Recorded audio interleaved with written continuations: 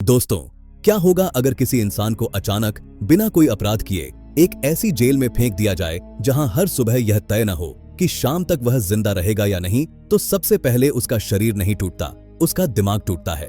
क्योंकि शरीर दर्द सह लेता है, भूख सह लेता है, मार भी सह लेता है, लेकिन दिमाग उस अनिश्चितता को सह नहीं पाता जहां हर दिन मौत एक संभावना बनकर सामने खड़ी हो। जब हर दरवाजा बंद हो, हर आवाज खतरे जैसी लगे और हर कदम पर लगे कि अब कुछ बुरा होने वाला है, तब इंसान के सामने सबसे बड़ा सवाल यह नहीं होता कि वह कब मरेगा, बल्कि यह होता है कि क्या वह जीने की कोशिश भी करे या नहीं। आज की कहानी ऐसे ही लोगों की है जिन्होंने हालात को सच मान लेने से इनकार कर दिया। चिली की राजधानी सैंटियागो से कुछ दूरी पर एक जेल थी। बाहर से देखने पर वह किसी सरकारी इमारत जैसी लगती थी। सीधी दीवारें, चौकोर ढांचा, चारों तरफ ऊंची बाड़। लेकिन अंदर कदम रखते ही यह भ्रम टूट जाता था। यहाँ कानून नहीं चलता था, यहाँ डर चलता था। करीब 400 कैदी इस जेल में बंद थे। कागजों में ये सभी अपराधी थे, लेकिन हकीकत यह थी कि इनमें से ज्यादातर लोगों का जुर्म सिर्फ इतना था कि उन्होंने तानाशाही के सामने चुप रहने से मना कर दिया था। वे शिक्षक थे, मजदूर थे, छात्र थे, पत्रकार थे और अब कैदी थे। इस जेल का सबसे खतरनाक हिस्सा उसकी दीवारें या गार्ड्स के हथियार नहीं थे। सबसे खतरनाक था इस जेल का कमांडर, जनरल एनराडे। एनराडे के लिए इंसान कोई व्यक्ति नहीं था, बल्कि एक नंबर था, एक फाइल थी, एक ऐसा सिस्टम जिसे तोड़ा जा सकता था। उसका मानना था कि अगर किसी इंसान को रोज डराया जाए, रोज अपमानित किया जाए, तो वह खुद ही अंदर से खत्म हो जाएगा। इसी सोच के साथ उसने जेल को सिर्फ सजा की जगह नहीं, बल्कि एक प्रयोग बना दिया था। कैदियों को भूखा रखना, घंटों धूप में खड़ा करना, बिना वजह पीटना, रात के अंधेरे में किसी को उठाकर ले जाना और फिर कभी वापस न लाना, यह सब यहाँ आम बात थी। कोई सवाल नहीं करता था, क्योंकि सवाल करने वाले लोग अक्सर अगले दिन दिखाई नहीं देते थे। एनराडे ने साफ नियम बना रखा था, अगर किसी ने भागने की कोशिश की तो न पूछताछ होगी न अदालत, वहीं गोली मार दी जाएगी। यही डर उसकी सबसे मजबूत दीवार था। इन्हीं 400 कैदियों में से करीब 120 लोग ऐसे थे जिन्हें सबसे ज्यादा खतरनाक माना जाता था। ये लोग अलग बैरकों में रखे गए थे, ज्यादा निगरानी में। इन्हीं में 5 लोग एक ही संगठन से जुड़े थे। उन 5 में से एक था लियान। वह कोई बड़ा नेता नहीं लगता था, न उसके चेहरे पर गुस्सा दिखता था, न आवाज में जोश, लेकिन उसकी आंखें हमेशा काम कर रही थीं। वह गिनता था, गार्ड कितने कदम में घूमता है, रात में पहरा कब बदलता है, कौन सा कोना सबसे देर तक अंधेरे में रहता है। लियान जानता था कि इस जगह पर रहने का मतलब है धीरे धीरे मरना, और वह इस मौत को स्वीकार करने वाला इंसान नहीं था। कुछ महीनों बाद जेल प्रशासन ने कैदियों को दूसरी जेल में ट्रांसफर करने का फैसला लिया। नई जेल, नई व्यवस्था, लेकिन वही तानाशाही। फर्क सिर्फ इतना था कि इस जेल में कैदियों को अपनी सेल खुद चुनने की इजाजत दी गई। ज्यादातर कैदियों ने इसे बस एक छोटी सुविधा समझा, लेकिन लियान के लिए यह पहला असली मौका था। जब कैदियों को लाइन में खड़ा किया गया, उसकी नजर एक जगह जाकर टिक गई, सेल नंबर 50। उस हिस्से की जमीन पुरानी थी, पास में एक सूखा रास्ता था जो बाहर की तरफ जाता था। लियान समझ गया कि अगर कभी यहां से निकलने का मौका मिला तो यही जगह सबसे सही होगी। लेकिन किस्मत हमेशा तैयार इंसान के साथ नहीं होती। जब तक लियान की बारी आई, सेल नंबर 50 कोई और ले चुका था।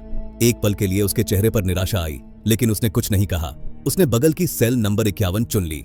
बाद में उसके साथियों ने कहा कि उसे सेल 50 के लिए जोर देना चाहिए था। लियान ने बस इतना कहा कि कभी कभी जिंदगी सेकंड्स में फैसला कर लेती है और इंसान को उसी फैसले के साथ आगे बढ़ना पड़ता है। नई जेल में शुरुआती दिन पहले जैसी यातनाओं में बीते, लेकिन अब लियान का दिमाग लगातार एक ही दिशा में चल रहा था, भागना। उसने अपने साथियों से साफ कहा कि ऊपर से निकलने का कोई रास्ता नहीं है। दीवारें ऊंची हैं, गार्ड हर जगह हैं, कैमरे हर कोने में लगे हैं। अगर निकलना है तो जमीन के नीचे से निकलना होगा। टीम में यान नाम का एक आदमी था जो पेशे से आर्किटेक्ट था। उसने जेल की बनावट को ध्यान से देखा, दीवारों की मोटाई, जमीन की हालत और बाहर के इलाके का अंदाजा लगाया। उसका निष्कर्ष साफ था, अगर पास की नदी तक पहुंचना है तो कम से कम 210 फीट लंबी सुरंग बनानी होगी। उस नदी के किनारे बांस के घने झाड़ थे जो बाहर निकलने के बाद छुपने के लिए बिल्कुल सही थे। लेकिन हर योजना का एक सबसे कमजोर सवाल होता है। यहाँ वह सवाल था, इतनी मिट्टी का क्या होगा। काम शुरू हुआ बेहद धीरे और लगभग अदृश्य तरीके से। सबसे पहले एक नकली दीवार बनाई गई, ऐसी दीवार जो देखने में बिल्कुल असली लगे, लेकिन जरूरत पड़ने पर हटाई जा सके। उसी बैरक में एक कैदी था जो हमेशा गिटार बजाता रहता था। बाकी लोगों के लिए वह सिर्फ एक कलाकार था, लेकिन इस टीम के लिए वह चेतावनी सिस्टम बन गया। किसी को नहीं पता था कि उसके गिटार के अंदर औजार छुपे हुए हैं। उसी स्क्रू ड्राइवर से छत में पहला छेद किया गया। जैसे ही प्लास्टर नीचे गिरा, सबके दिल रुक गए। अगर उस वक्त कोई गार्ड अंदर आ जाता तो कहानी वहीं खत्म हो जाती। यान ने तुरंत उपाय बताया, अंडों से प्लास्टर बनाना। अंडों को पीसकर पानी मिलाकर टूटे हिस्से को ढका गया और ऊपर एक पोस्टर चिपका दिया गया। उसी वक्त गार्ड निरीक्षण के लिए आ गए। एक गार्ड पोस्टर हटाने ही वाला था, लेकिन तभी उसका अफसर उसे बाहर बुला लेता है। उस दिन सबको समझ आ गया कि यह खेल सिर्फ दिमाग का नहीं, किस्मत का भी है। इसके बाद असली खुदाई शुरू हुई।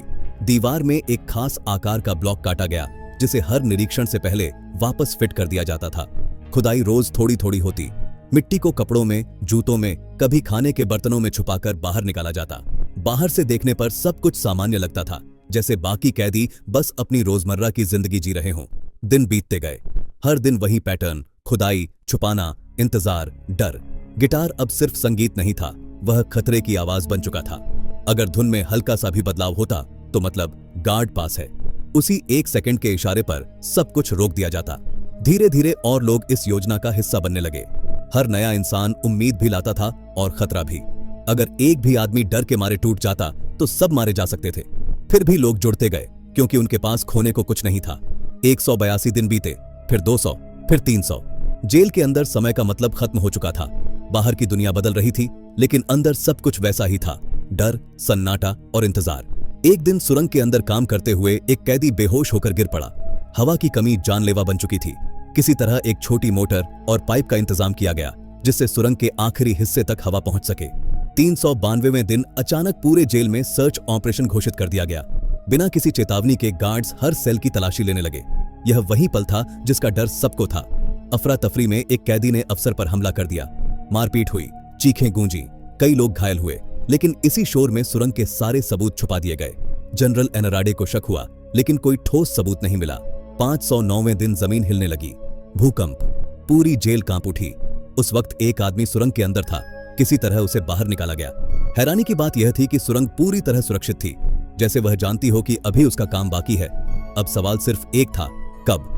567वें दिन कैदियों को टीवी देखने के लिए इकट्ठा किया गया। माहौल असामान्य रूप से शांत था। एक एक कर लोग बहाने बनाकर उठे। सेल नंबर 51 में दीवार का ब्लॉक हटाया गया और आजादी का रास्ता खुल गया। एक के बाद एक लोग सुरंग में घुसते गए। बाहर नदी के पास एक बस इंतजार कर रही थी। कुल 50 लोग तय थे, लेकिन सब नहीं जा सकते थे। एक गार्ड को शक हुआ। हाथापाई हुई।